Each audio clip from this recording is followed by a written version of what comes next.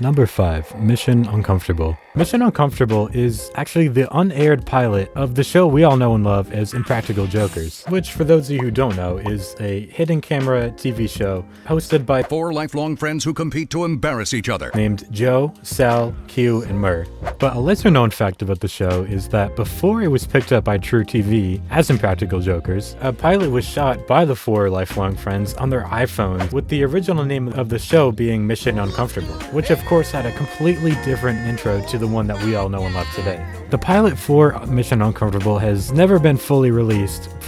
It was probably pretty wild. It was filmed a long time ago, and it was probably even more wild than the Impractical Jokers that we all know today. And the only people who are known to have footage of the pilot are the Jokers themselves and True TV, so unfortunately it will never come to light, but fingers crossed. I would absolutely love to see it, just to see what the show could have potentially been like. Number 4. Wolfman Zapp.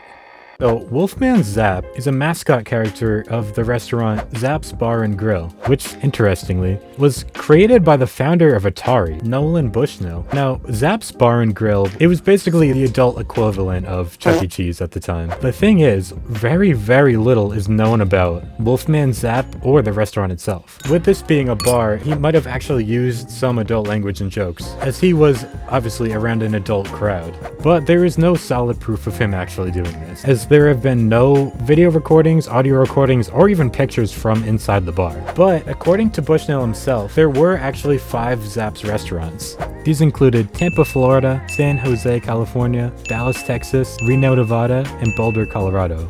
And it's also unknown how many of these restaurants actually contained the Zapp animatronic. Now, with so little information being stored about Zapp's, the restaurant itself is actually considered to be lost media. All we have is a handful of pictures of Zapp. Some people say that he's been auctioned off or sold, or even, kept in basements and almost kind of withered away to the point where someone saw him on the back of this truck just going down the road somewhere. Why, where, who knows, but these pictures truly are the only evidence that Zapp's ever existed. Number 3. Beavis and Butthead Do Hollywood. The earliest known information about this game is that it was first shown at E3 in the summer of 1998. A video from 2014 of said E3 contains footage from a very early render of the game. And this footage shows character models of Beavis and Butthead just as they appear in the TV show, showing off the walking animations and some of what the HUD would have looked like. It did also feature a few unfinished textures and graphics from showing what the town in the game would have looked like. The game was planned to be a sort of action-adventure with humor from the TV show infused into it, but unfortunately the game never came to light.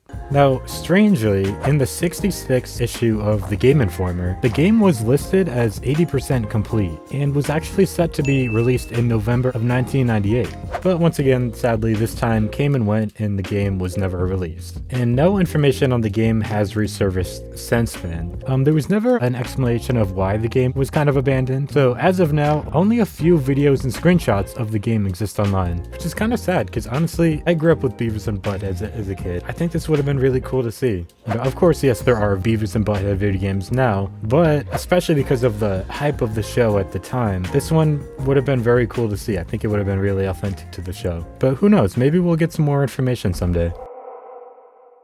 Number 2.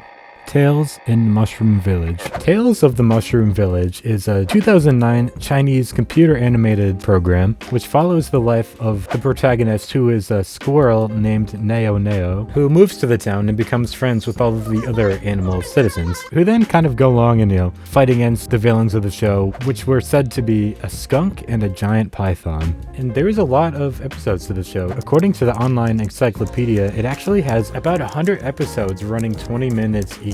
And what's crazy about that is only 10 of the 100 original episodes are known to be found through a home DVD set. And on top of that, in 2010, there was a sequel made, which was apparently titled Alien Visitors. Pretty much had the same concept, it was just the animal villagers fighting aliens instead of skunks and pythons. But this miniseries was said to have 10 episodes running 20 minutes each. Information is extremely scarce on this show. Tales in the Mushroom Village is kind of lost to time, and a lot of people say that it's kind of creepy.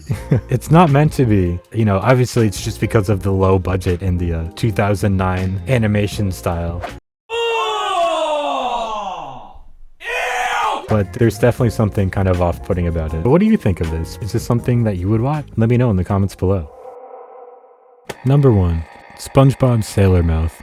SpongeBob Sailor Mouth is a very well-known episode of SpongeBob which aired in 2001, and it was pretty much immediately controversial among parents due to the character's censored swearing. And don't forget to ask us to the prize. But yeah, the episode basically revolves around SpongeBob and Patrick adding curse words or sentence enhancers, as they called them, to their sentences, which were, of course, being a kids show, censored with dolphin noises. Hello, customers. Nice day we're having, huh? Now, during the voice acting for the show, Tom Kenny, who is actually the voice of SpongeBob, stated that they were told to use substitute words instead of actually swearing on the raw recording. They found it too difficult to come up with substitute words on the spot, so they had to ask Nickelodeon if they could actually swear to make the voice acting go smoother and just make it a little bit easier on themselves, which Nickelodeon actually accepted. And Tom Kenny actually later confirmed that the raw recordings of SpongeBob and Patrick swearing do actually still exist, but they are actually buried deep in the archives of Nickelodeon. And to further prove this, Roger Bumpus, who is the voice of Squidward, also confirmed the existence of the uncensored version at LA Comic-Con in 2021. Now, of course, with Nickelodeon being as kid-friendly and PG as they are, we will literally never get the raw recordings of this episode, as funny as that would be. But yes, that is all the lost media we have for now. If you have any shows from your childhood that you remember and you'd like to see me cover, definitely let me know down in the comments below. If you enjoyed the video, definitely also leave a like, a comment, or any sort of interaction helps. But yes, that is all for now, so I will see you all next time. Bye!